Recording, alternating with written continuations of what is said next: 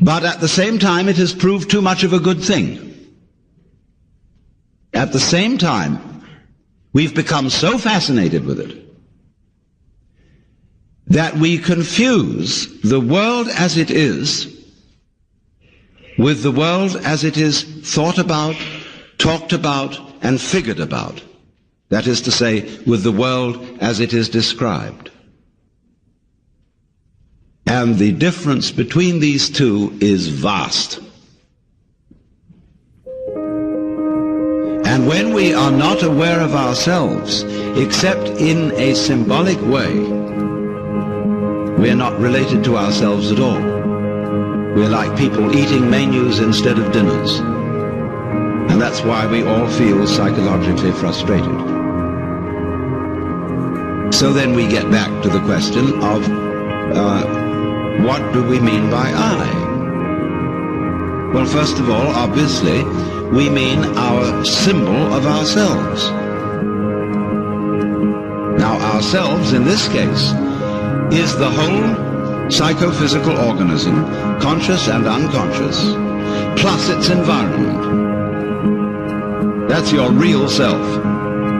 Your real self, in other words, is the universe as centered on your organism. That's you. You say, let me just clarify that a little for one reason.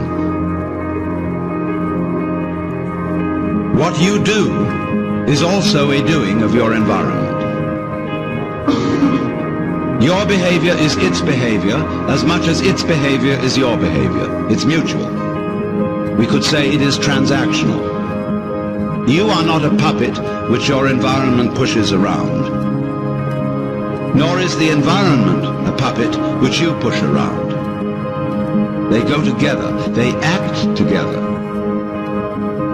In the same way, for example, if I have a wheel, one side of it going down is the same as the other side of it going up.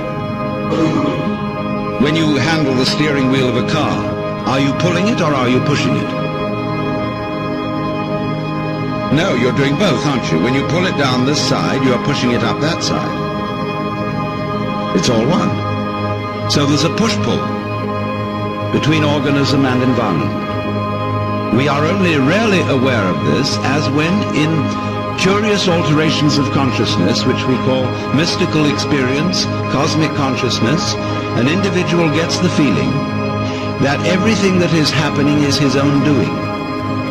Or the opposite of that feeling, that he isn't doing anything, but that all his doings, his decisions and so forth, are happenings of nature.